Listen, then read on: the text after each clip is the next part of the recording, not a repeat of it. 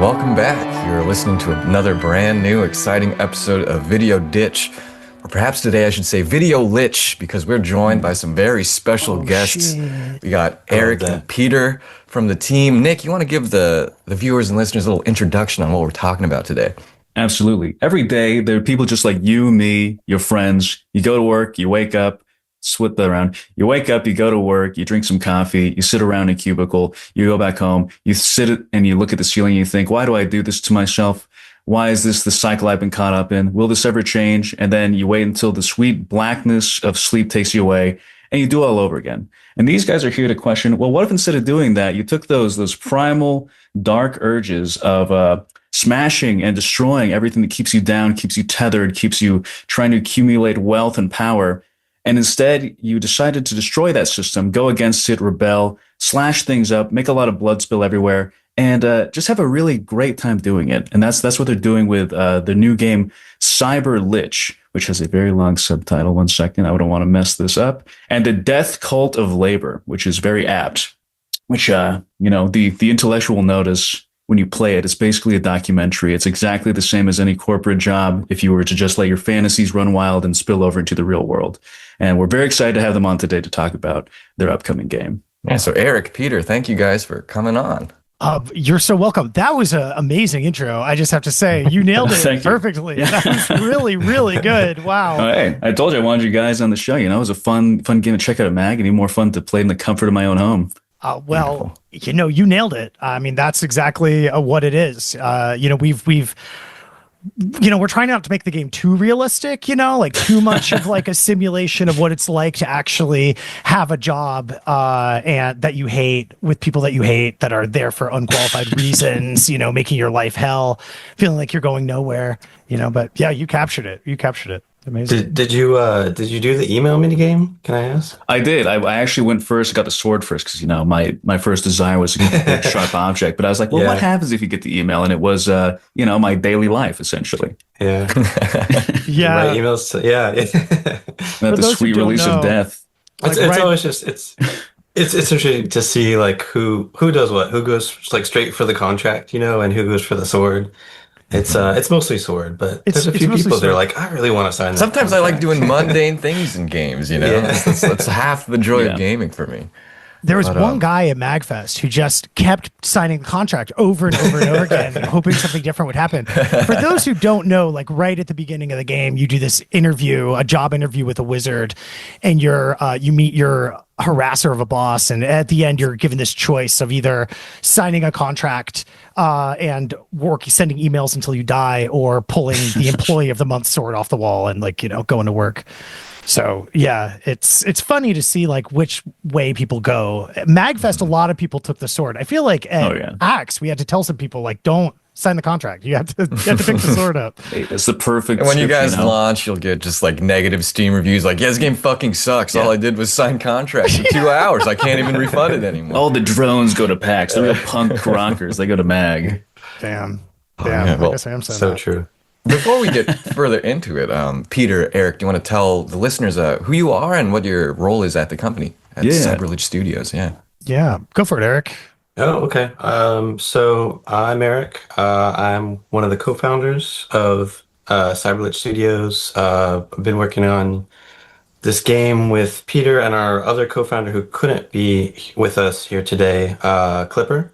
And Clipper and Peter started this game. And I'll let Peter kind of talk more about the origins of it. But they very kindly brought me on. And now they're stuck with me. So I do programming. There you go. Mostly programming and tech art and stuff like that. But because it's a small team, we're all kind of like wearing a lot of the different hats. So it's super fun. It's a blast to work on. Right on. Yeah, and Eric is being a little humble. You came in really early. Like you did get brought into the project, but it was like we had one gun and a demon, and they were all like dev art stuff. Like it was definitely not anywhere close to where we are now.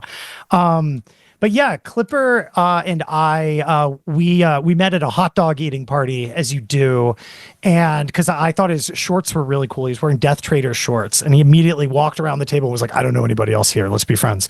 And like, you know, that led to a couple of years of playing D&D together, which then eventually led to us starting working on a game. Really, I've been trying to get into games for a while. I'm a professional animator. I've worked on a bunch of, you know, Adult Swim things, as well as a bunch of like ad stuff, you know, all 2D, all hand drawn.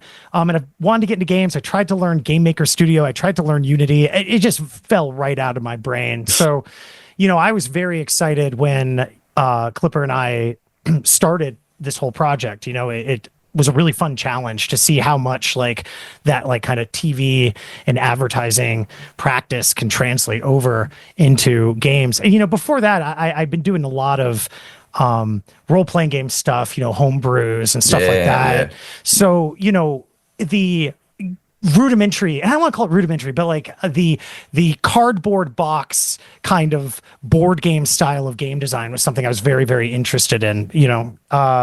So yeah, I guess that's basically how we got going. But the whole game kind of came out of this, you know, feeling of wanting more punk games, you know, not games like that use the aesthetics of punk or cyberpunk, you know, the neon and the kanji and stuff, but the actual like anti-corporate like punk ethos that's like underpins cyberpunk, you know, and that underpins a lot of cool like dark fantasy as well, at least like in the broader sense. And yeah, I guess like that was the real start. So that idea of like having the choice of either ripping the sword off the wall and starting to carve your way up to the top, or signing a contract and dying because you send emails. Like that was like one of the first ideas, like core to it. It was like, okay, there's a barbarian, there's an office tower you're fighting in, and if you sign the contract, you sign emails until you die, or you write, you send emails till you die. Gotcha. You're punished for not staying true to your alignment. Yeah, exactly. Chaotic neutral barbarian. You can't be lawful at all. It's not possible. You don't follow the establishment. Yeah, of course. No. Right on.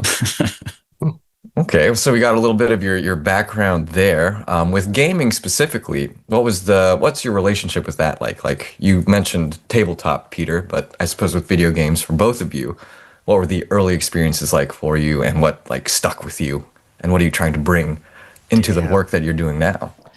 That's a really good question. Gosh, so many things, so broad. Yeah. It is broad. I think about like my first formative experiences with games. I think going back to like, I'm the youngest sibling you know, my older sister and older brother used to play a lot of adventure games, you know, Sierra, LucasArts, like that old stuff. Yeah. And I remember just being like too young to read, and them like playing Monkey Island or Quest for Glory or King's Quest. And these worlds just felt so real in this way that like, oh, there's a door and you can't go in it. And it's like, as an adult, you know that you can't go in there. But as a kid, I just was like, well, how do you get in there? I want to see what that looks like. I want to get into that space. And that kind of like stayed with me forever. I feel like later on when Mario 64 came out, or I guess earlier than that, like I remember playing, well, I'll just say Wolfenstein, Mario 64, Dark Forces, and all of these games, the ability to be like able to look around the space, see the weird things, that piano in Mario 64, you know, there's something about just exploring these spaces from I don't know, not even from a, like, it just, there's exploring these spaces that was so exciting to me. The possibilities felt endless from there. And then, I don't know, you add in the Metal Gear Solid, like cinematics and narrative aspects to it. And I don't know, just the universes of games, the exploration, the possibilities, that got me from a very young age, you know? Okay. Yeah. Very relatable. Something similar, you know? Yeah. No, I hear you though. Just like, it's like exactly like you said, right? The exploring these spaces, right? It just fosters such a fascination with it. What about you, Eric? What's your background with games look like? Pretty similar, I think, actually. I mean, one of the things that Peter and I talk a lot about is kind of like, you know, the early adventure games, the Sierra games, the, you know, LucasArts games. Classic that we both point kind of and have clicks. that. Yeah, exactly. I mean, those were definitely like some of my earliest gaming memories. Commander Keen and stuff like that. I'm like showing my age. Yeah. But you know, I know it's interesting because we actually like a while back, in the whole team, we're like, hey, let's put together our top 10 list of like all-time most influential, The games. holy texts. Yeah. Yeah, yeah, Yeah, which is yeah. kind of an impossible It task, is. Yeah. Yeah, but for me, I found it interesting, like to think about that and to like delve into it, like how much variety there was for me. Like I'm a big fan of horror games, so obviously Mm. like Silent Hill 2 and like the first Hmm. Resident Evil are like in my top 10, but then I also have like Tony Hawk Pro Skater 2 and like Yeah. Hell yeah. Minecraft Oh, yeah. and BioShock and also like recent stuff like What Remains of Edith Finch and Mm. Okay. Yeah. The Beginner's Guide. So I don't know, for me it's like there's so many places that I take inspiration from and I'm like I'm really interested in kind of all of it. Yeah. Games are No, just for sure. so interesting to me as an art form. Yes, Um Hmm. the greatest. yeah. Yeah. Yeah. Oh, totally. And I'm sure it's very exciting as a developer because you get to kind of cherry pick all these different values from these value sets that you've, learned and acquired from playing games for Absolutely. so many years. Yeah. Yeah. Absolutely. I mean, Yeah. one of the interesting things about it is that, I like Dark Forces. I liked Wolfenstein 3D. I love Half-Life, but I don't know if I would ever say like shooters were like my favorite genre, Yeah. And so it's kind of interesting that we ended up making Cyberlich. I think that's true for most of the development team. I think we all have an appreciation. But this is definitely not, if you had asked me before we started Cyberlich, like what are you going to make? I don't think this is what I would have made. It was kind of this really cool, everything kind of coming together for us to even start going down this boomer shooter path. Yeah. And that creates these like fun places where we're reverent to the material, but we're also kind of trying to think about like, okay, well, what would we want to make our perfect version of it, and instead of just like a rehashing of what's existed, which I don't know. Exactly. That's a bit of a gamble. It's why I'm grateful when we're at MagFest and places that people really like resonate with what we're doing, because it's totally possible that could go off the rails. Like, oh, we missed entirely what people like about this thing, but Hmm. and what I even liked about it. But yeah, I don't know. I think like that core of exploration and the satisfaction of like a gun feeling good. That's like pretty universal stuff. Oh, yeah. Yeah. Yeah. I Nick, mean, you now's got the any time to explore. questions? Absolutely. Yeah. Because Yeah. this is, I would say, we're in the boomer shooter boom right now. There's more boomer shooters now coming out in the last like 20 years. There's a resurgence of people who have an interest in not just Duke Nukem and all those other games like Hexen and everything, but also the Yeah. new games coming out that take their favorite things from those games, the personalities of the characters, the like uniqueness of the weapons, and putting their own spin on it. So I think now is the perfect time for Cyberlich to come out. I think now is the time to play with it and experiment with it and give it a little bit more depth than just a guy, pissing on the corner and sticking up the middle finger at like a corpse and being like, "Eat my ass" or whatever. Yeah, yeah. Yeah. That shit's all still really good though. That stuff's It really is. important and valuable. Yeah. Shout out to Captain Wayne. Yeah. There you go. Yeah. I suppose, yeah, kind of a genre specific question with the resurgence of this, retro styled and themed shooter. With your approach, were there any, I don't want to call them like problems or like with the genre or design, but were there any design aspects of the genre that you're not fond of that you felt like, oh, we could iterate or improve upon this? Do you have anything like that off the top of your head? Or do you feel like you guys have kind of, tried to stay true to the formula set by history? Well, it's interesting because I think if you look at the broad view of shooters and boomer shooters, I think there's just many gems there. It's hard to point to any one thing, but I do think it's interesting how trends come even within those micro trends. Like you're talking about like the boomer shooters coming back. That's really cool. But even inside of that, there's kind of this arena wave shooter trend that's kind of coming. And I'm not sure if it's waning yet, but that was something that I remember thinking like, damn, back in the 90s, I loved Doom and Wolfenstein until I would get lost in the maze, and like I liked shooting and I liked exploring. But then when it's like the exploration becomes more mazy, it's trying to confuse, it just wasn't for me. And that's why I think it was like, and Dark Forces let me play it a little bit more because I just loved the design language of Star Wars so much that I wanted to see what was next. And that was a little bit more incentive. As well as the cutscenes in there. But it wasn't really until Half-Life that I think I really was like, where you had a bit more of a narrative focus, where the environment was a bit more tangible, that I really fell into it. And I guess what I'm saying is, I miss that narrative component, the way that like Half-Life and Halo, I think really, They kind of drive like, the forward player or the player exactly, forward really well. exactly. Yeah. It was suddenly so much more acceptable. Like, it's not acceptable. It was suddenly so much more accessible to play shooter games once Halo and Half-Life had come out, and like appealed to more than just, the shooting, the maze, and like, figure out the maze so you could do more shooting. And I guess to some extent, I love a lot of like the arena and wave shooters that exist right now, but I also do miss the story component. I want more of that narrative. I want more of that sense of humor.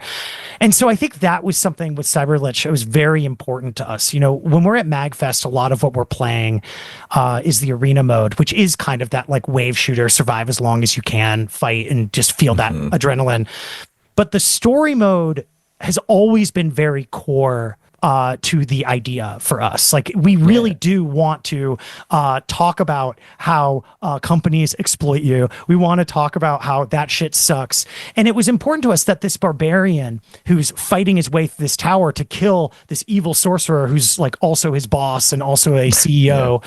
It was important to us that like it was somewhat unclear, is this somebody acting out of radical political action, or is this just a dude who thinks work fucking sucks and he's gonna fucking do something about it? And I don't know. I think like that is not present in the arena because it kind of can't be, but that's so important, and then it informs the arena, and then the arena informs the game. So I guess it's a roundabout way to say that like I just like stories. I think I like stories. I like when you're exploring for a sense of purpose. I guess that part of it is really important to the game, I think, and its inception. I hear you. Yeah, when that connection is formed between like your player's actions and motivations with you as the player going through the world, it's just serendipitous, and I love it. Yeah. Very cool. I'll admit it also plays to my strengths, in working in animation, working in storyboards, writing scripts and stuff like that as well. So it's kind of like my natural default way to be also goes that way. So it's convenient as well, but Yeah, for sure. For those who haven't seen any footage of the game, extremely striking art style. Very much. It's also a thank you. fantastic trailer with Stewie and Peter, Family Guy. If you don't have a very long attention span, that should suit you pretty well. You mentioned your work in animation. Do you have any like heroes there, or any specific works that like you really inspired you when you were getting your start? Oh, that's a good question. I think I was a comics person before I was in animation. I can see that. When I say comics, like I studied it, but I didn't really. I went to a few cons, but I didn't really do very well. But because of that, like a lot of my core aesthetic comes from a lot of my core aesthetic comes from, comic artists like Jamie Hewlett, who then would become, an animation legend through the Gorillas, or Brendan Graham, who made King City and multiple Warheads. And these kind of, both of them have origins in kind of like 90s sort of graffiti, sort of punk artwork. It's sort of accessible. I almost call it substream. Like it's more punk and loose than like Big Two, than like Marvel DC, but it's a little bit more articulated and drafted than say super indie comics. And I think like if you're thinking like Image, sort of like that kind of ballpark. Gotcha. So that was really big for me. But of course, then the big ones, like Otomo, who did Akira, that's like super, super important to me. The original Ghost in the Shell is huge. There's a lot of cyberpunk stuff, but in fantasy side, like I love Berserk. I love Record of Lodoss War. Those are both like fantasy things that just mean a lot to me as well. And super Japanese takes on like Western fantasy. I love that. Absolutely. I mean, and even like, and then we've got like the more, the cyberpunk that like from Japan that like angles that way too. So I guess, maybe that's a sign of my age too. I was obsessed with anime in the late 90s and early 2000s, where a lot of it was this kind of real dialogue between like America and Japan, where you had this opening market, which put all this money into animation. So you have some of like the best looking animation ever made was made right then and right there. Not that anime doesn't still look great, but it was like precision targeted for my brain as like a teenager, disaffected in the suburbs, looking for something cool to get into. And like that iteration of cyberpunk, that iteration of fantasy, just right into my brain, Yeah. Very good. What about you, Eric? any artistic inspirations that have withstood the test of time, or are really like Um, present in the work that you're doing now? yeah, I don't know. I mean, gosh, that's a big question. You know, I kind of mentioned it before, but I'm a big fan of horror, and like, Right. Yeah. so for me, like, I'm always kind of looking at like how to like bring that in, and it's not even necessarily intentional. It's just sort of like that's where my brain goes. So like, I think obviously it's not a horror game, right? But there's like elements of it Oh, those that are skeletons are pretty horrific. scary. Yeah. Yeah, exactly. Yeah. So like you know it's I think that we're approaching it in like obviously in like a cartoony over the top goofy way, but there are you know there are issues that we're kind of poking at that are you know I think kind of real issues, and there's some Certainly. Yeah. horror there too. So like The existential it's horror. Yeah. yeah, Uh, exactly. Yeah, yeah. I So mean, for me that's where I'm trying to bring in. Go ahead, Peter. well, I was just gonna say, well, you were probably about to say it. I just know you've added in all this lighting to the game that I think feels more akin. Like it looks cool with everything, but it really lets us play in like a darker space. And is going to open up a lot of gameplay options. I'll let you talk about that though, Eric. I didn't mean to jump on you. I was pretty much done, but yeah, the lighting, that's true. That's a good point.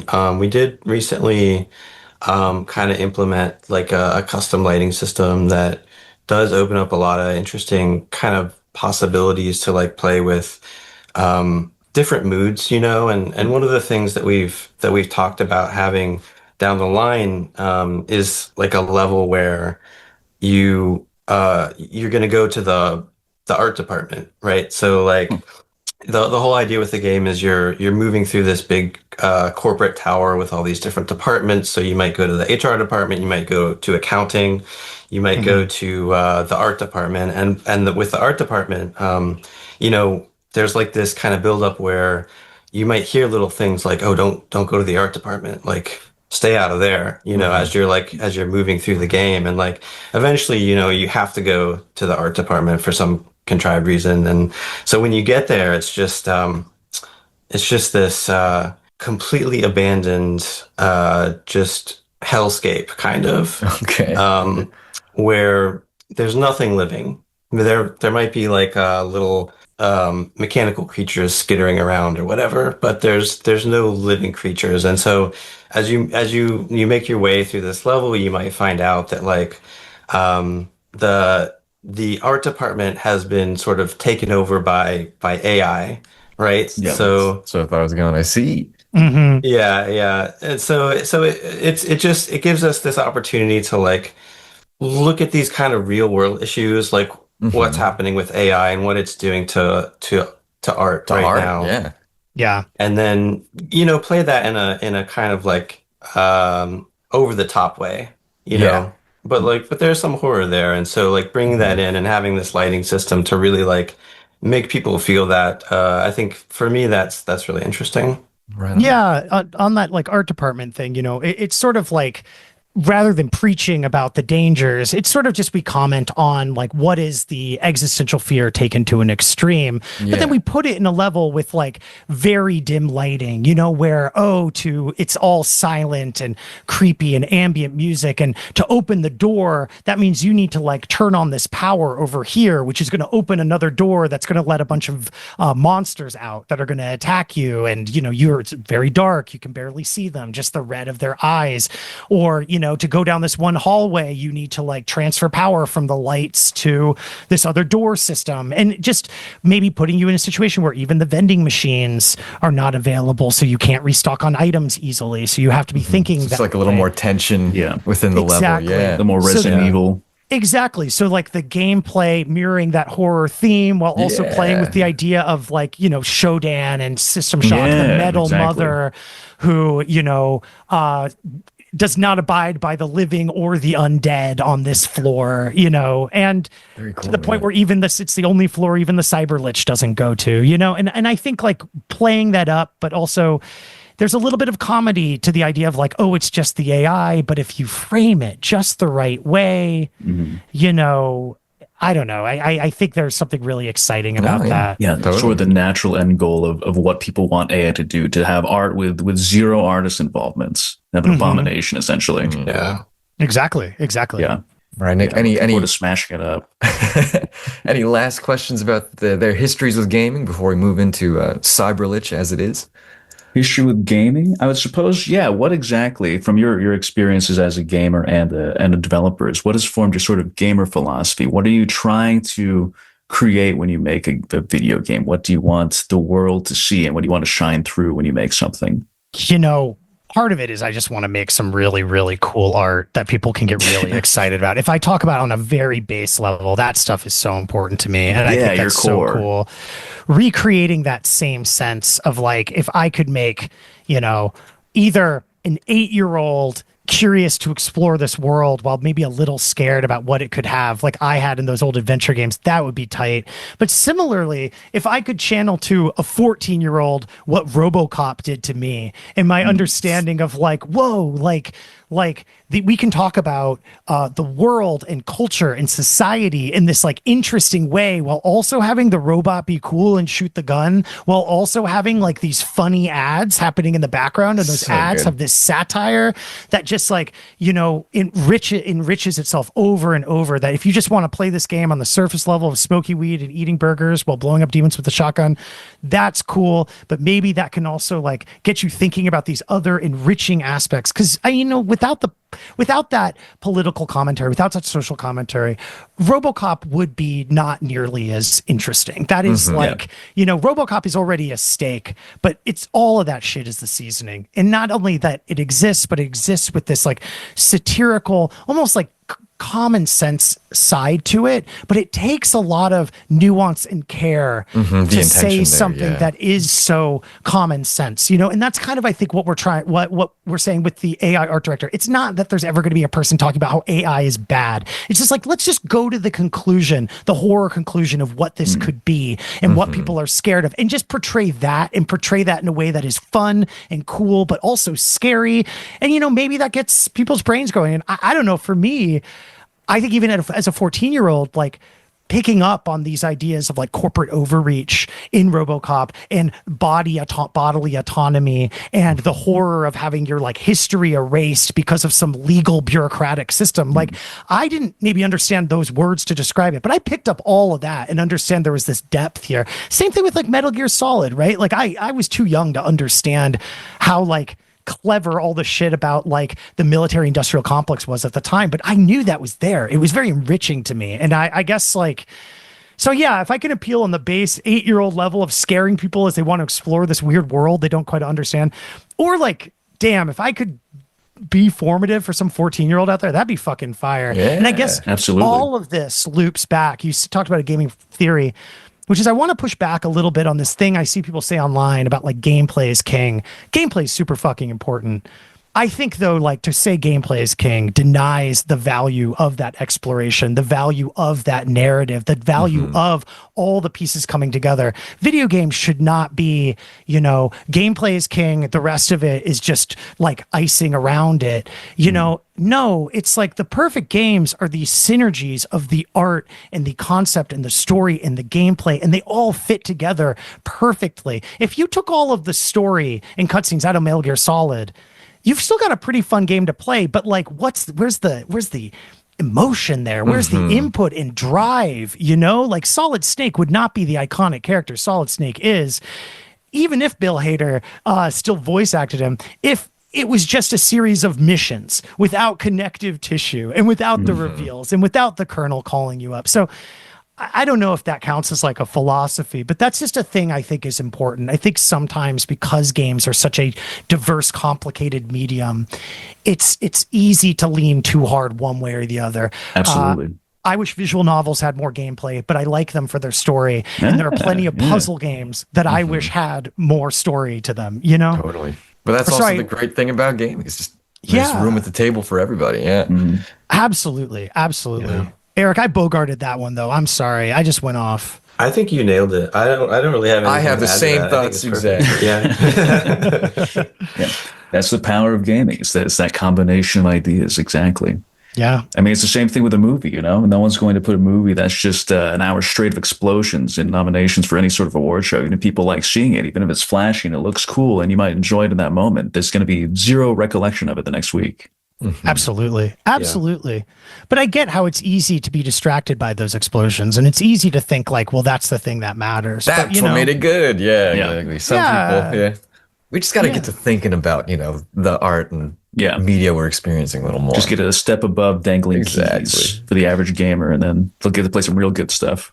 I think a lot of them even know it, though. That's like the funny part. They're I just this think it's close. Everyone's so activating close. it. Yeah. Yeah, it's not like Metal Gear Solid is some weird obscure title that people didn't play. I think like that still was informative. I think all of that stuff still mattered. We can be dismissive of a thing and still have it impact us.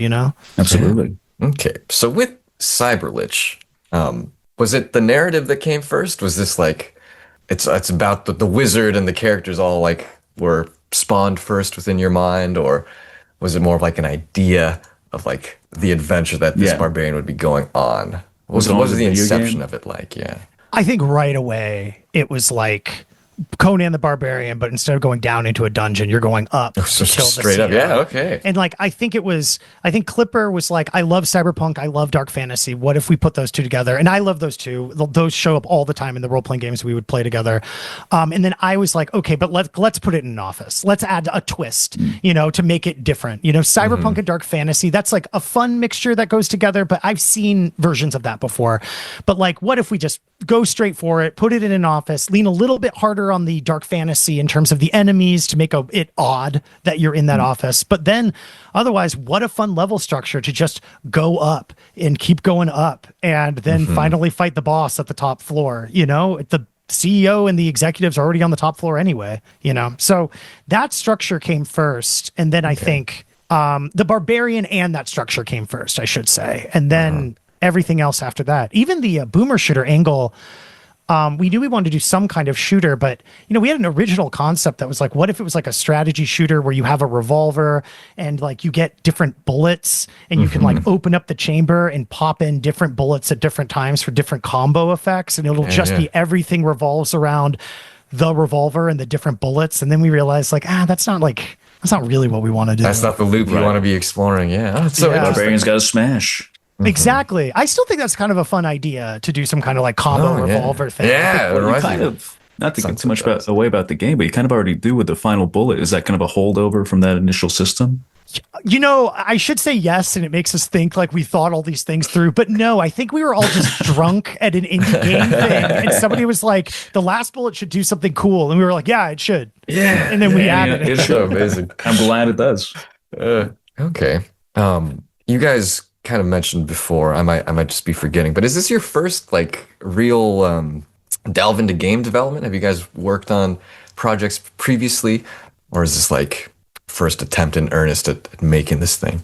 For Peter, it's their first game because they're coming from like the animation world. So they have, all this background of traditional, film and TV and advertising animation. But for me, I've been in game dev for probably coming up on about 10 years now. And I've worked on a few different projects. Nothing as cool as Cyberlich. Right on. Yeah. But yeah, I've been making games for a while. Okay. Very good. Was Yeah. the were you gonna say something? No. Peter? Well, I was going to say like if you count like homebrews, but I think it's different. Games are so different than that. Anyway, go ahead. That was a nothing addition. No worries.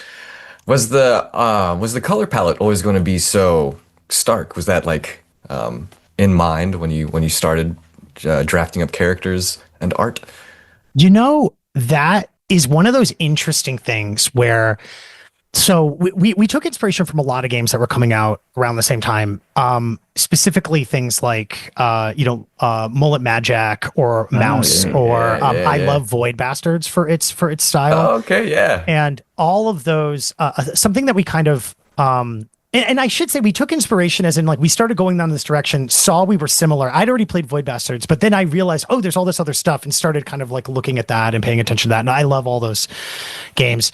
But one thing that's interesting is like I love animation. That is my thing. I can do the scripts, I can do design, but I love animation. And I found that in a lot of games, there's a choice that has to be made. Like in Void Bastards, love that game, love the designs of it. Wish I could design on that level. But I also wish the game was more animated. I can tell that it was made by somebody whose focus, like if my focus is animation, their focus is like design, drawing, color, and their color skills are way better than mine. And I realized that if I want to make this game as animated as possible, to add full color to that will quadruple the time to do it. So we realized quickly, like, cool, I'm not as good as color, as like full color as a lot of other artists are that work in games, but also we don't have time to do full color anyway. So it's actually one of those limitations that came out of like necessity. If we want the burger to be as beautiful as it is when you eat it and chomp it and then the hand floats away and flies away, it just means we can't do full coloring. We can't do a shadow pass on it.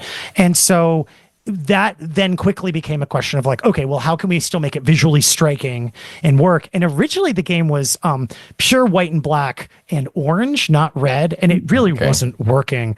And so then we did white, black, red, and it was working better. But we actually, if you delve into the actual colors and you start pulling hex codes, it's not really black, white, and red. That's what people think. It's actually like a very soft eggshell, like cream color, then a very, very dark green and red.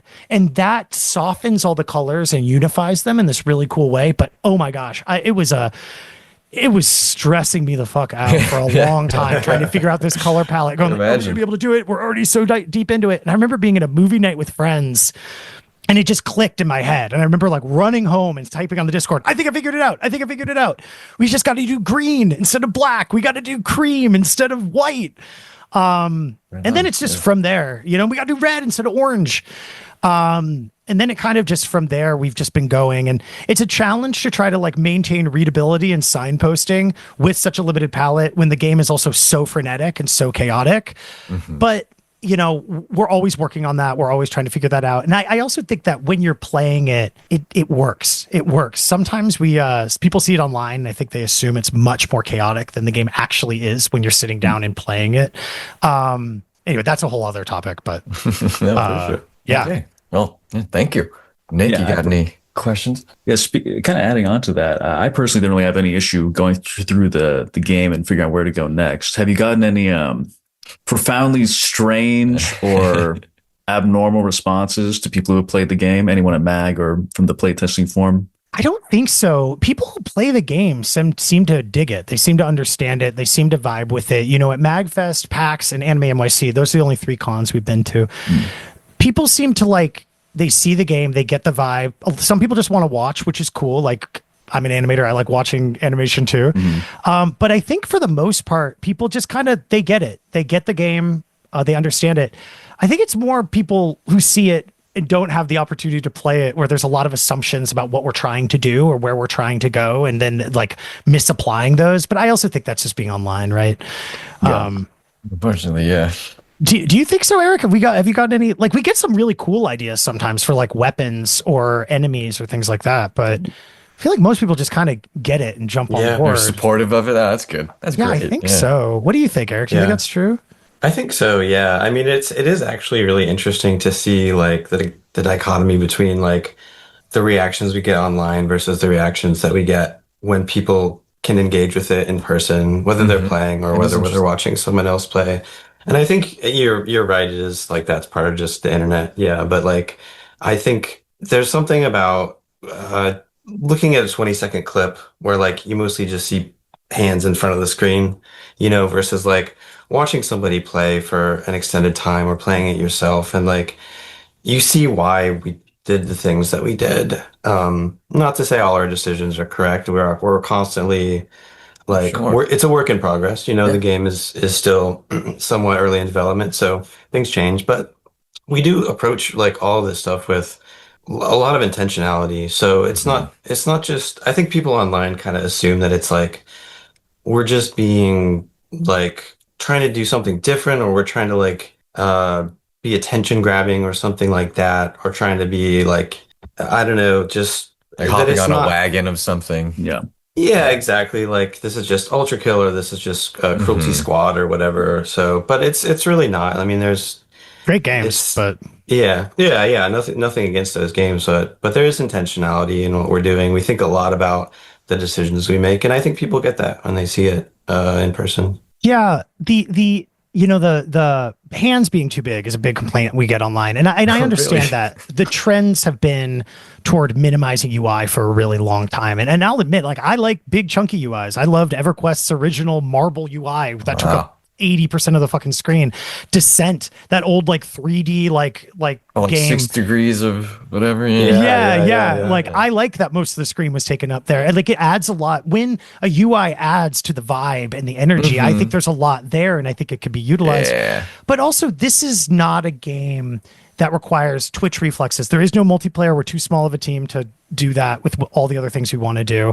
So you don't need that like pinpoint accuracy. And it's also not a game that requires it requires a lot of movement and planning in a macro sense, but it doesn't really require micro twitch reflexes. Like you play as a big beefy barbarian who doesn't care about getting hit a little bit. You know, you're tanky. Yeah. It's and the vibe of being a big beefy barbarian with a big gun who eats a big burger, like that's really important to the vibe of the game. And I think people who play it, I think that's pretty intuitive right away. But I also understand that we are bucking a design trend there. But yeah, we're doing it, like Eric said, intentionally. It's not one that we, I think very early on, we thought like, it'd be cool if the gun was big. Even going back to playing Doom, I always in my head, that shotgun is gigantic. And then I go back and play it, and it's like, oh, it's actually not that big. It doesn't take up that much of the screen. So there's this level of like making something that maybe isn't accurate to what Doom was, but it's accurate to what we remember Doom To being that like. feel of it. Yeah. Yeah. Yeah. Totally. Totally. I think it's a really fun place to explore, you know, like Yeah. what it felt like, Absolutely. not what it literally was. Yeah. And I think that's the great thing about these projects, like not only from you guys, but other devs we've spoken to that are kind of harkening back to gaming's past, is that we just get to re-examine it, with the fresh lens. But still, Yeah, you're totally. really focusing on like, what it evoked back then. Yeah. And now we can do it not because we can't render a panel bigger than like 480p. We're doing it because we think it's pretty cool. And even then, if you go back to the old UIs, we're not being nearly as brutal. Like we aren't actually taking up 70% of the screen, You have to have a giant barbarian head screaming in the center. Yeah. We The talked little about portrait. it. We talked about that for a while, like having the Doom head in the corner and what that might bring to it. But some things you have to move past. Instead of Certainly. Yeah. I do love your little diegetic HUD going on there, though, with little like Windows bar and everything. Very good. I'm glad you like it. Yeah. Kind of piggybacking off what you said about, not having the portrait in there. Were there any other ideas that you had to leave on the cutting room floor that you like are particularly, I wouldn't say upset about, but were just kind of interesting ideas or anything like that? What do you think, Eric? I mean, I can't think of anything off the top of my head, but I feel like not being there for like the kind of the initial concepting phase, I kind of maybe I missed some of that stuff. Hmm. Yeah, I guess if I go back to the original concepting, I think like one of the rules Clipper set up, and I think very wisely, was we're not making a movement shooter. There's no wall running, and I think there's movement in core to the game, but it's not really a movement shooter. And if we explore more movement things, it'll be pretty minor, I think.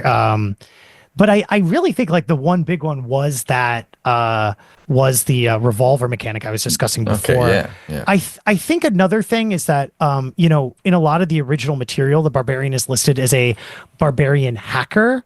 And I think that the barbarian part of the barbarian hacker has really taken center stage. And I think there's a lot of ways that the hacker part could make a resurgence again, but it's also not. It's not present right now. I don't know if it'll be present during the vertical slice, but I would like to see that part make a comeback, Explore that again. Yeah. Yeah, with a hacker mini game or an Yeah. ability to like hack enemies or hack lights and stuff. I'm a big Shadowrun fan, like in terms of that's my tabletop game of you're choice. talking about Dark Fantasy and Cyberpunk. I'm like, is this guy gonna talk about Shadowrun? I Fuck love yeah, dude. Shadowrun. Hell yeah, me too. It's Oh, the so one. good. Everything I homebrew is a homebrew rip of Shadowrun. Fuck You yeah, know, dude. so Yeah.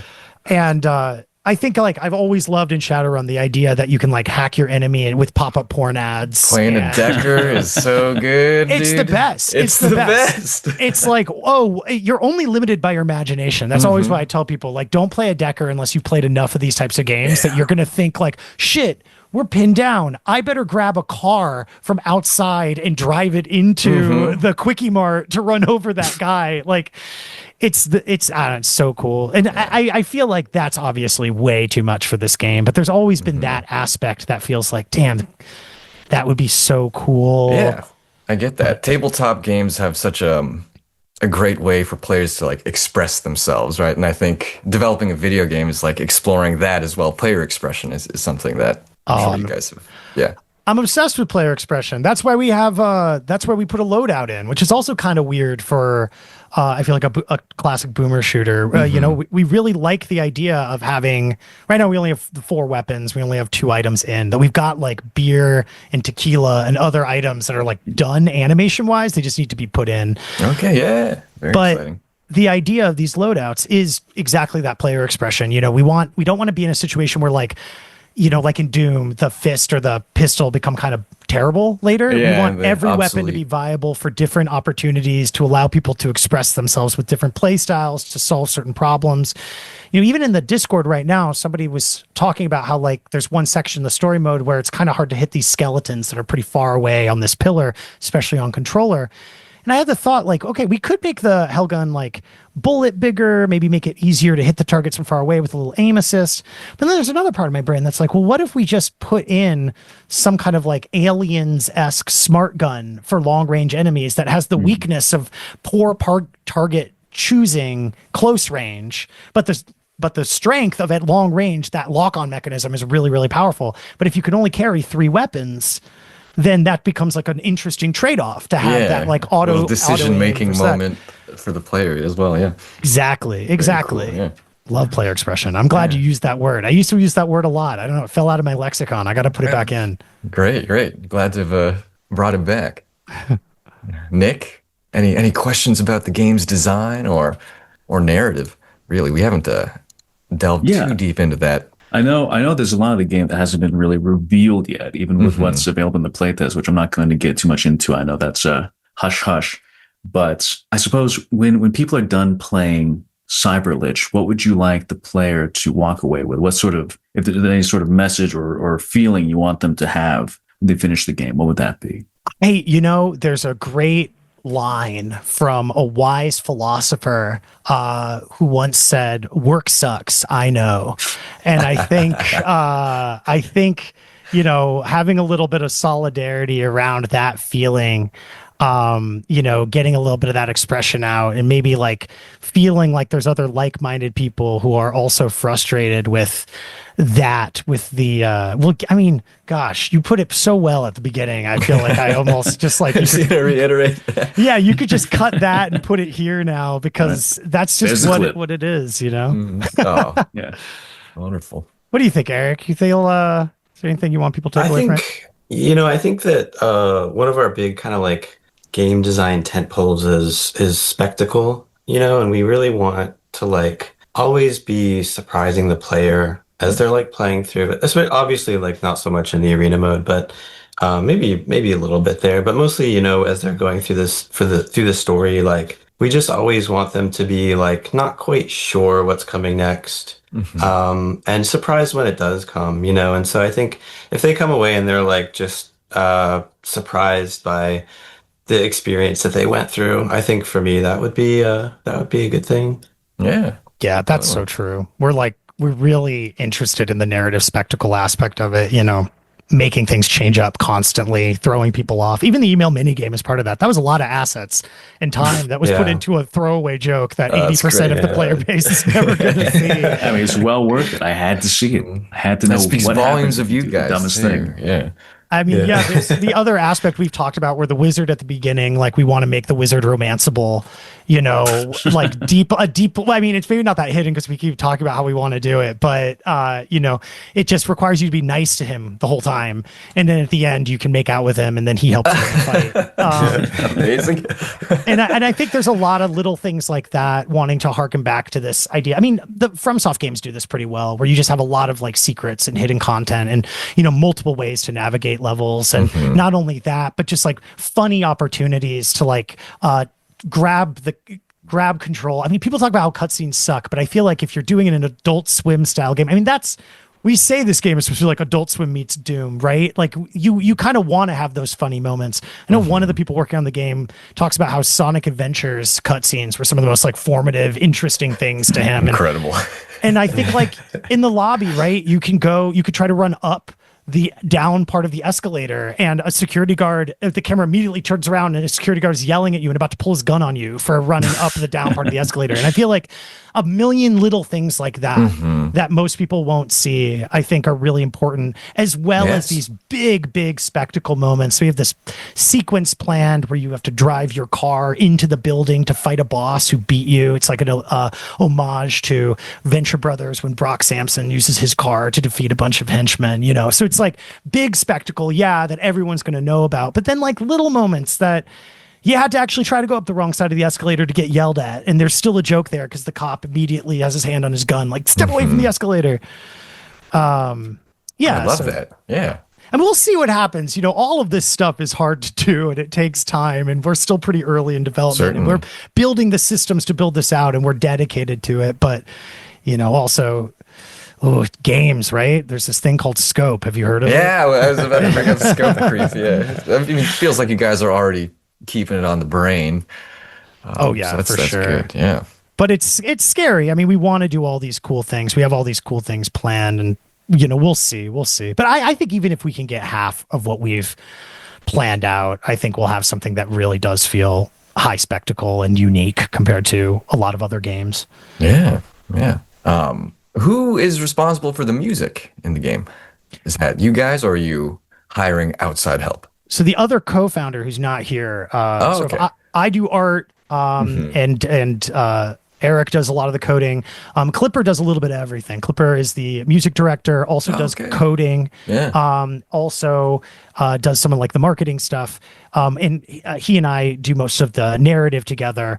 So he's done some of the tracks and set a lot of the like templates for tracks. But then we have another person on the team named Sam who does also does marketing and also does music. So it's all in-house right now between the two of them. Yeah. And they're in a band together too. So it makes sense. Hell yeah. Hell yeah. Band together called Red Tank, nice. that Clippers punk band that he's had since for a long time. So Yeah. Okay. Would any of you two be able to speak on the inspirations behind the music or anything like that? Or is that more questions for... Clipper usually says that, it's, I think a lot, there's like breakcore punk influences and references Atari Teenage Riot a lot too. Okay. So I'm sure you could do a better job than I did, but I know that those are references used a lot and also references that I wholeheartedly agree with. It's pretty cool to have like guitars and rock stuff backing games. Like I love EDM and I love like industrial and shit, but it's cool. It's a fun thing, Mm-hmm. Yeah, and I think it's the music just further reinforces the game's identity. So very cool there. All right. Glad that comes through. Yeah. That's great. Oh, totally. It's very cohesive. I think everything in concert together. You guys have a very exciting project on your hands. Yo, thank you so much. Thank you. Of course. That means a lot. Not to be too sycophantic. I hate doing that on the show, but it's genuinely like this is cool. Oh, that's awesome though. We're really thinking about that cohesiveness like all the time. And so it's that's awesome. If that comes across in the final product, that's like really, really, really cool. Yeah. I suppose, you mentioned this work in progress. Is a release date on the mind at all? Or are you guys just it'll be ready when it's ready? We need funding. We're all still part-time, basically, right. working on this thing. God damn.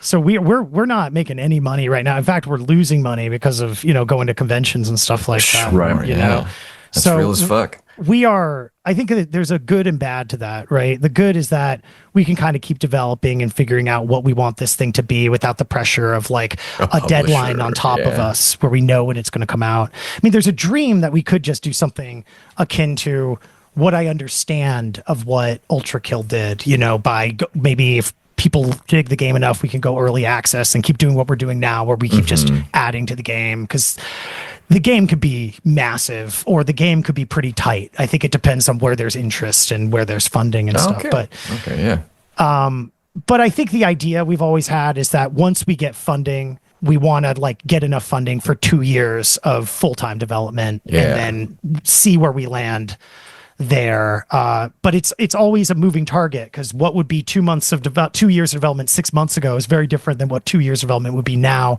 A lot of those core systems have been built out, which is, I think, at the end of the day, probably a good thing for the consumer in the game. That's more time to be spent making weapons and less time building core systems. But yeah, we don't really know when it'll come out. Okay. What do you think, Eric? Is that fair to say?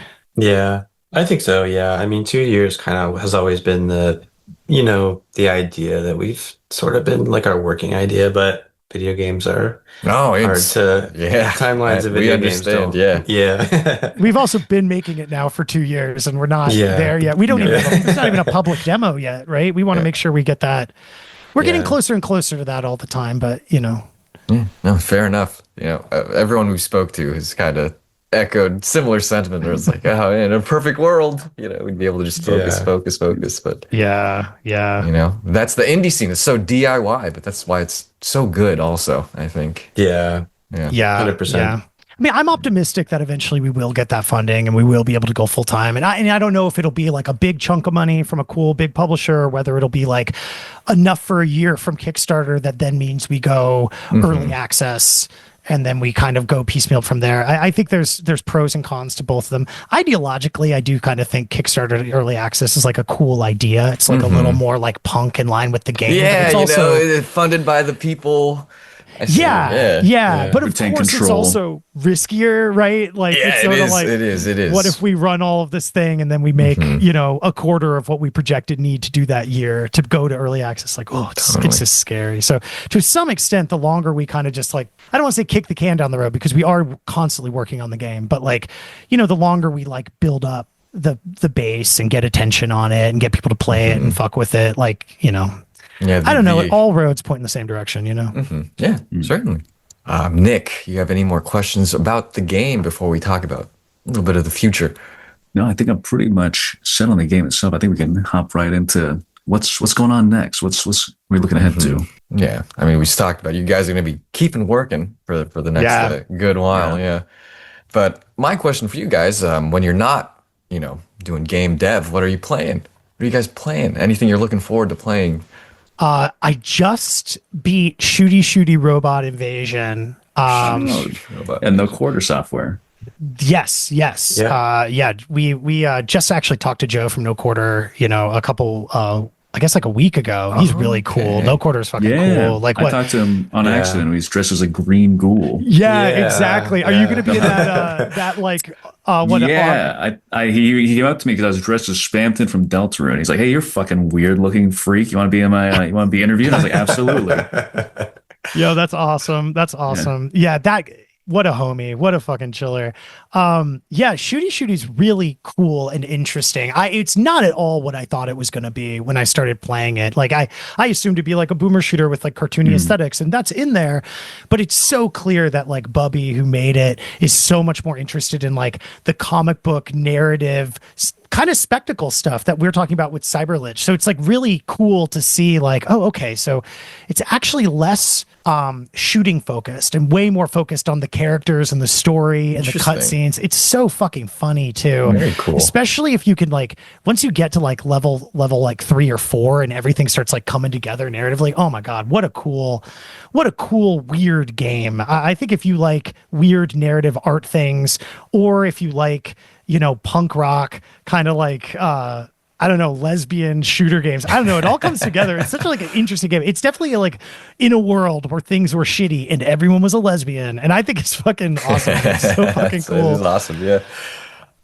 Listen, check it out. Great. Yeah, I'm playing that's Chivalry 2 as well. That's totally the other way. Yeah, complete opposite. Yeah. Is it possible to be good at that game? I know there are people online who are, but it doesn't make sense to me. But damn, do I love getting killed in that game? Sometimes that's enough. Yeah. Yeah, I'm doing my part. You know, I'm making somebody else feel good when they're way better than me. Exactly. They're just screaming at you. Yeah. Yeah, exactly. good. Exactly. Nothing better in a fighting game than to just, win. Yeah, exactly. And it feels good to provide that for somebody, you know, like I'm doing my part. What about you, Eric? What are you looking I forward wish to I playing? could. I wish I could give you like a good answer, but these days I don't really play a lot of video games, and it's not like It's also by very choice. fair. Yeah, it's just like I can either like play video games or make video games, and I choose to make Right. video games. So Yeah. the only Yeah. thing I really play is like once in a while I'll play like these like a little weird indie horror game here or Nice. there. So that's kind of where I'm at right now. Hey, very You good. Yeah. played Good you played selection. Fear and Hunger yet, Eric? No, I'm not sure you if got I'm familiar with that one. It's more like an RPG horror, but That one damn, had that the internet in a chokehold. Yes. it had me in a chokehold too. That game fucking that got me. That got me for like through a whole winter last year. That was amazing. Oh, yeah. Right, It's, what a it's a game. great game for sickos and freaks. So, of Yeah, course, I have both exactly. of them. Thank you. Yes, Yeah. we need sicko freak representation out here. I'm Yeah. sorry. Totally, yeah. No, that one's well. What was the last indie horror game you did play, Eric? To put you on the spot, leave this in. Whatever he says, delays included. So the last one I played, I think, was called Mothered, which was Oh, yeah. beautiful. Highly recommend it. It was an incredible game. I mean, it's small. I think the full title is like Mothered, an A RPG. role-playing horror game. Yeah, yes. Yeah, Enigma yeah. Studio, right? Yeah, it was Enigma beautiful. Highly Studios. recommend it. It's pretty short. It's you can play it in a sitting, so it was really good. Oh, damn! And look at this poster. It's got a similar color scheme to us. People are just figuring it out. They understand. It's like off white and red. Yeah. It's the reign of the grotesque, finally. Yes. Yeah, it's long overdue. On Yeah. overdue. Good. Yeah, so check out Shooty, Brazilian Drug Dealer, and Mothered. Yes. There you go, Yes. yeah. Brazilian drug dealer is next on my slate. Very good.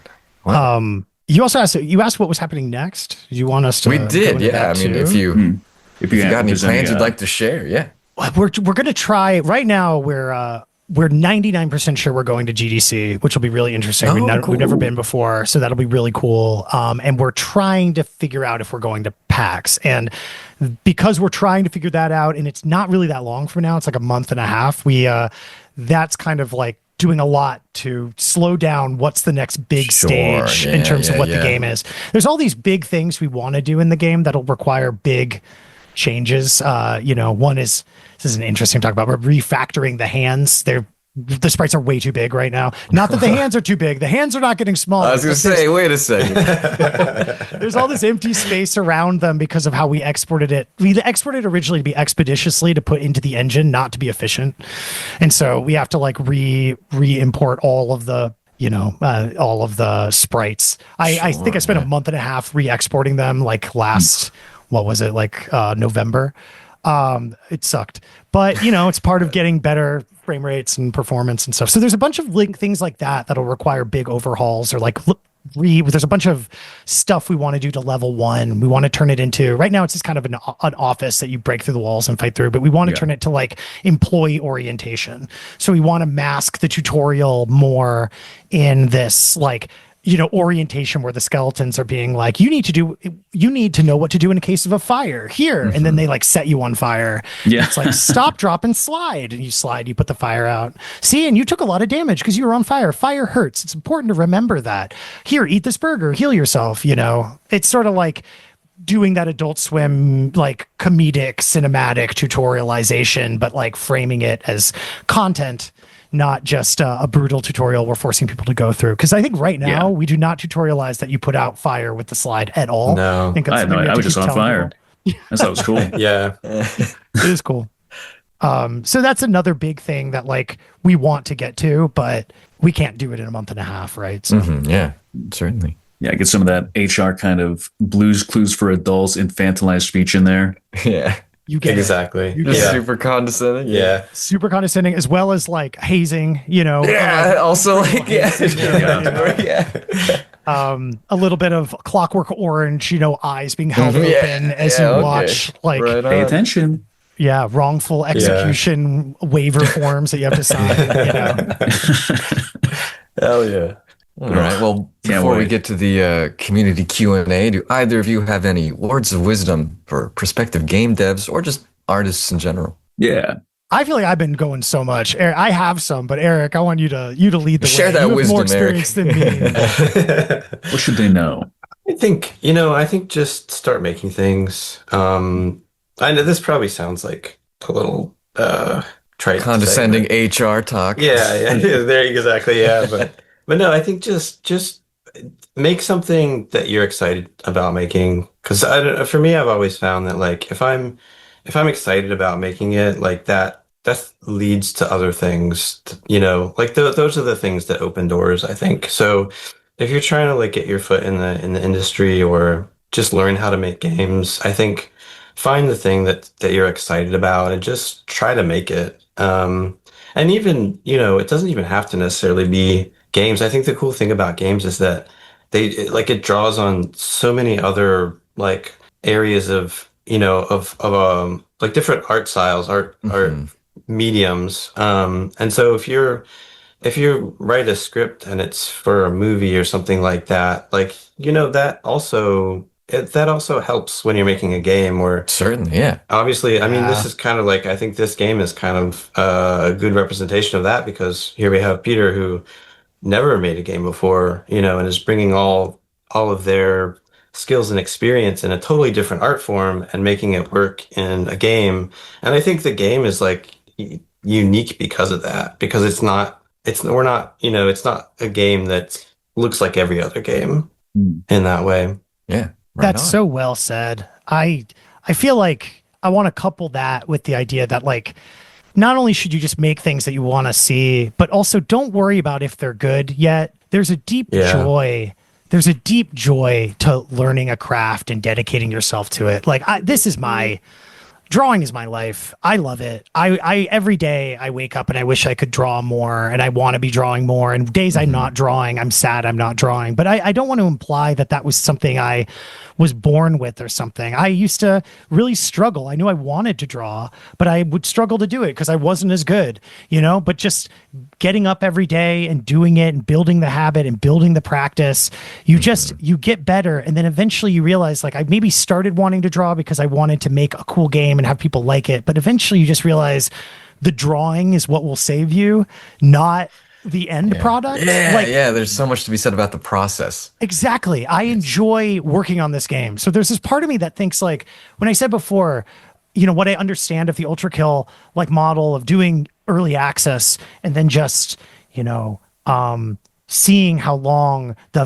fandom and the enthusiasm lasts to keep working on it. That sounds like such a dream to me because I love working on this game. I love drawing on this game. If you told me that I would be able to like, first I need to make money. Right now I'm not, but like, let's take that off. If I could like make even a just enough to break even and work on this for the next 10 years and people were into it, that would be the fucking coolest thing in the So world. fulfilling, yeah. Yeah, exactly. And I guess the other thing I want to say is that, if you're trying to make games and you are on the art side like I was, work on that practice, work on those skills. There are definitely programmers out there that don't know how to do art, just like you're an artist who doesn't know how to program.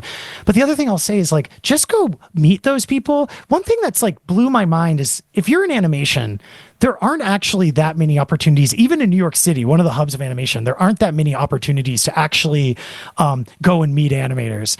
You can there are a few events that are like big showcases, but those are kind of like closed off a little bit. Like even if you go, people are there kind of with their friends and contacts. They don't happen that much.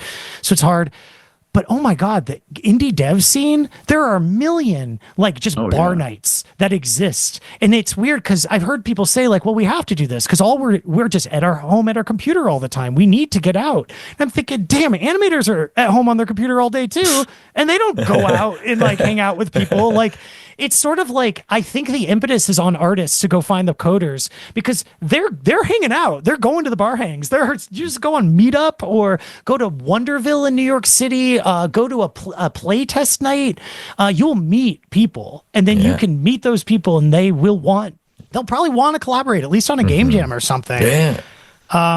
Where it's way harder. I feel a lot more sympathy for programmers who need to find artists because they're kind of hard to find. I'll say from my side of it.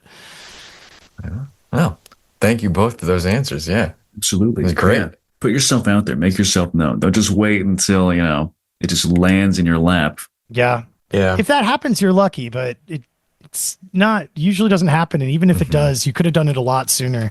I waited so long to get into games and I am happy with where things are, but I also think it would have been cool if I'd actually like tried to meet games people like 4 or 5 years earlier. Like, damn. I understand that sentiment. Yeah. Yeah, it's true with the indie games dev scene. We just started talking to people, pretending to be games journalists, and now we actually are. Yeah, exactly. Somehow. Yeah. It's such a friendly community. It's so open. Yeah, there's like such an enthusiasm and like-minded spirit. Absolutely. Amidst the indie scene right now. Yeah, it's wonderful. Yeah, and we kind of touched upon this like at the way beginning of the episode, but something I've come to appreciate from having these conversations is kind of like, it's an expression of resistance, by making this art, against things that they're dissatisfied with in society or life, and just exploring it through making games, I think is a wonderful thing. Yeah. But with That's that, so true. Beautifully put. oh, thank you. Let's wrap up today's episode with some community Q&A. Thank you. Quite a few. Thanks, community members, for dropping in and leaving questions. We always appreciate it. I know you guys are just skipping straight to the end to see if your question got answered. I know, yeah. I can see. Let's find out. Yeah. All right. First coming in from Lulupa, friend of the show. They ask, how did you land on this art style? Kind of touched upon this, but if there's any further way you want to reiterate or be concise about it. Yeah, I, as we said before, I've been working in animation a long time, but one of the things is just, 10 years working in animation, you're working with art directors who have already defined the art styles, have already figured that stuff out. And so, in a weird way, kind of like Dragon Ball Z, you're in this like the time chamber, right? Like honing on other people's art styles, learning how to draw in ways that aren't like supernatural to you, to become a chameleon, to almost become like identityless. So that when we started this project, it was the first like long-term thing, maybe in a decade, that I actually was just kind of like following my own like body and intuition. And it was really cool to see like I'd been incubating this style the whole time and getting better and better and better at it. I feel like if you look at things I drew that wasn't my style a decade ago, it was way worse. But in not drawing it for like a decade and doing other things, I don't know. It just came out of me. I know that is maybe not as satisfying. I could reference, say, look at Jamie Hewlett, look at Brendan Graham, look at Akira.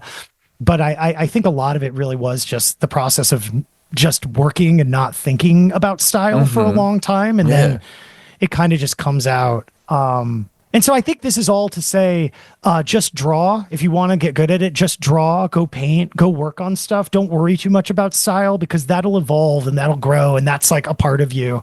And one day it'll come out.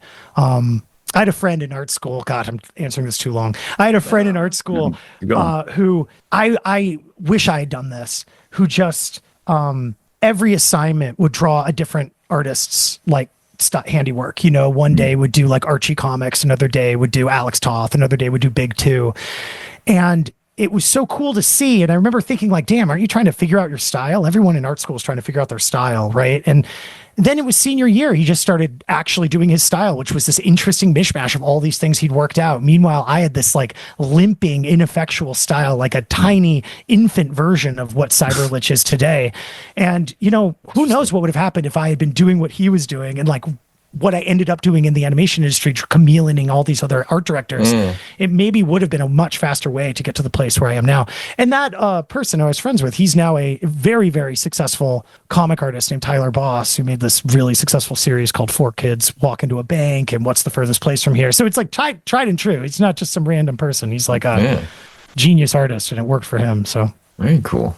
I feel like that sort of advice you could apply to like other mediums of art. Like you were talking about your experience with art, that just reminds me of like my experience with music and like singing and finding a voice is as much like, you know, you finding your style as you're doing other people's work or compositions, and you're just, you know, learning technique and you're refining that, and then you get to a point where it's like, well, I can now use all this to kind of express myself, and that's super exciting. Yeah.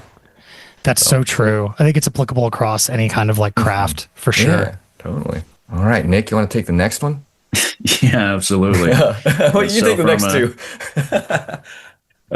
From Hugh-Man, who's our pal from Australia. He asked, how did you get Peter and Stewie to agree to that promo, and what was it like working with them? Yeah.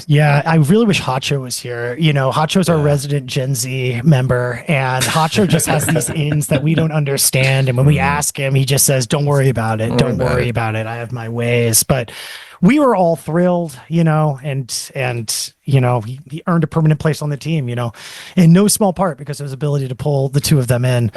They haven't been returning our calls ever since, which is a little bit frustrating, but you know, what can you do? They're busy. They're famous. Sure, yeah. Major leagued. Yeah. All right. And other friend of the show, Hunter, what was your workflow for integrating the 2D artwork into the gameplay? Was there a library or a custom solution you've made or used to make that process as smooth as possible? Hunter's a fellow indie dev himself. Yes. Yeah. That's a question for me. You're talking my language now here. Perfect. There you go. Yeah. No, absolutely. I mean, it's so important to like have those tools, and we've built up quite a few custom tools. We aren't using any libraries really. Everything that we have is custom for our needs, but it's for us it's absolutely been essential to have these because Peter is a beast and will just one day be like, okay, here's like 20 new animations, and just drop them in the project, and it'll be like hundreds of sprites. And you know, one of the first things that I did on this project actually, I think it was like my second week or something, they brought me on, and Clipper was like, okay, here's the workflow. You know, here's all these sprites from Peter. Here's how to make an animation, because I hadn't really done 2D stuff before this. So I was kind of like, you know, Clipper was walking me through it. Here's how you make an animation. Here's how I take all this stuff and put it together. And I was like, you know, this is really tedious and time consuming. And so that second week or whatever, I put together a system that would, you know, you click a button and it just automatically does all this stuff. And at the time, I remember thinking like, you know, this took me a couple of hours to build this system. Was that even like a good use of time? Because I could have done the actual task in like, it would have been annoying. I could have done it in like 10 minutes or 20 minutes or whatever like that. But, you know, I'm so glad that I did that, because just the sheer amount of like stuff that we have to process like that, it would be just hours and hours and hours of work. But now we have this cool system, this kind of suite of tools that it's very automatic. We just Peter will drop a bunch of sprites in, and you select a folder and hit a button, and it'll just go through each subfolder. And because Peter is very good at naming things and organizing them appropriately, it's you know, it's set up to work with that system, and it'll create animations based on the sprites that Peter's uploaded, and it will optimize those animations, and it will create animator controllers for those animations, and it just gives gives us everything that that we need to just kind of take all this stuff and drop it in the project. So it's absolutely just, yeah, tools. I mean, I get excited about making tools, so you know, I'm gonna like go on forever if you don't stop me. Oh, But hey, yeah, it's absolutely. fascinating to hear. Yeah. Yeah.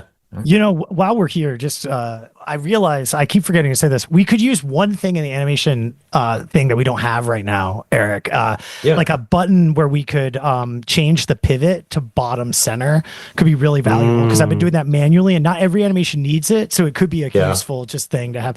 Anyway. The folks at home don't need to know about this, but this is a lot. How They a lot love of the peek sausage behind is the made, curtain. The It's so inner cool. workings of the Cybrlich creative studio. Yes. Yeah. Very cool. One more automated thing that takes probably 1 minute, but when you have to do not even like 30 seconds, but when you have to do it for like 8 different poses per skeleton, and then we're uploading like different costumes for a dozen skeletons. Yeah, it adds up. It adds up. Oh, yeah, certainly. Absolutely. Sounds like Yeah. it. Oh, very cool. Hope you're satisfied, Hunter. There you go. Yes. Take that and just run with it. I'm sure That was that Yeah, adopt those strategies to your game, perhaps. Yeah. Yeah, I feel like it was a good answer. Eric's always doing this though. The number of times we'll like hop at engine and I'll be in there with like one of the other people that's a little bit more engine savvy. I'm getting better, but I'm not quite there. And it's like, oh, there's now an entire new system for uploading things. So it takes like a second. This thing that used to take a That's few so minutes. cool. It's so fucking cool. Yeah. Nice. Eric's amazing. Oh, flowers for Eric. Right on. Next question coming in from Sheep Over. She asks, do you like oatmeal? Either of you, I suppose. And what do you put in it? Oatmeal gets a bad rap. I don't know. I don't know if this is some kind of troll thing. We're trying to get attacked. Some kind of gruel. I don't think Sheep would be slander. She's doing a that. genuine oat fan. She Okay, likes okay. oatmeal, yeah. What's not to love? It's got protein. It's got fiber in it. I feel like classic. I think people don't like the texture, right? They're like, oh, it's Yeah. mush, and I like I think they're chewing making it things. wrong. Probably. Yeah, Maybe. too much water. Or What's no wrong milk, with mush? Mush is great. I don't know. Slop bowls are all the rage. I'm as anti like corporate as the next person, but I love a slop bowl. And I guess I gotta say, Come like, down to the canteen, grab my slop bowl. yeah, exactly. What is spaghetti but just dignified slop? I feel like what you have to do is you just put milk in it and you put maple syrup in it. That's how I did it growing up. That's like my Midwestern heritage, I think, coming through. That's my go-to. That's my go-to. Nice helping of salt. Yeah, a little salt just to make it a little classy. Yeah, exactly. Get your iodine, yeah, of course. Exactly. What do you do, Eric? You said they're making it wrong. If it's You an mushy. oatmeal truther? I love oatmeal. I eat it all the time. There's like 2 ways I'll make it. I'll either do like fruit, with nuts or granola or something like that. But also sometimes I do oatmeal and then I'll like make some eggs and mix it in with the eggs. Whoa. Savory yes. oatmeal. Try it. It's good. All right. Damn, I've only ever done the sweet pretty version. advanced. This is like advanced. Yeah. Damn. Very good. You like scramble the eggs in? I'm Yeah, assuming- usually scrambled. Oh, okay. Yeah. Oh. You could do like a fried egg or something like a That's what I was imagining. Let Yeah. the yolk kind of like breaking the. Yeah. yeah. Just crack the raw egg right in there, stir it together. Yeah, it's like the Japanese way. Exactly. Are you doing more in salt and pepper on that? Are you putting like chili powder in there or something? I haven't tried that. That's interesting. It's interesting. Yeah, I mean, would the consistency be that different from rice? Maybe it would be the hot new thing. It's kind of like kanji adjacent. Yeah. With oatmeal. Yeah. Yeah, I could see it. Much I to could think see it. about. Yeah, Sheep, try it and send me a picture and, try eating it. Tell me if it was great. It's a really good question. That was a really good Yeah. question. I feel like That was a good that question. honestly. Hey, Sheep The brings surprising the depth of hot it, topics. Mm-hmm. I appreciate that. Yeah. Thanks, All right. sheep. Last And, one, Nick.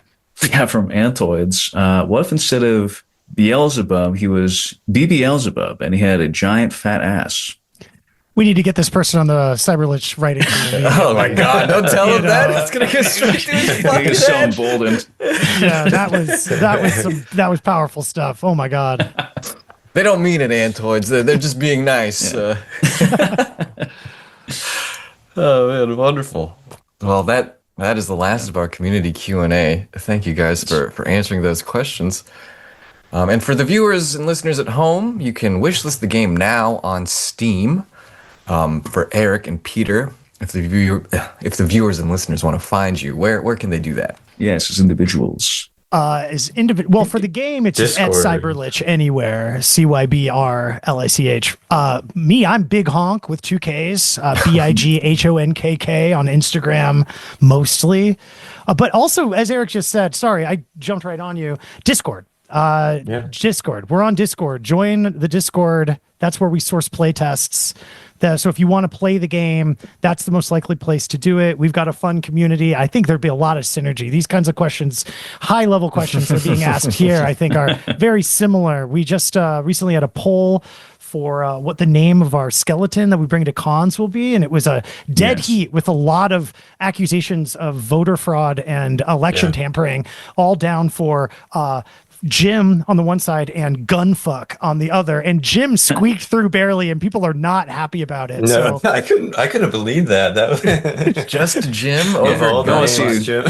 Somebody might use a VPN, stuff the ballot. Yeah. we can't be stoking these accusations right now. We have to be careful with that. That's It's just on my record personal for theory. saying this right now. yeah, exactly. Trying to become the Alex Jones of the gaming poll world. Yeah, exactly. But for real, like the Cybrlich Discord is if you want to get your hands on the game, you want to play it, or you want to just hang out and talk to us, that is where we are like all the time. Yeah. So Yeah. please. Also for like people, I know you mentioned like some people maybe are developers or want to be developers. Yes. Like we love to help people out when we can. So if there are any like developers or like prospective developers, like please join in. We have an indie dev channel, and we love to answer questions there. Hell yeah. Yeah. Get in there, talk shop.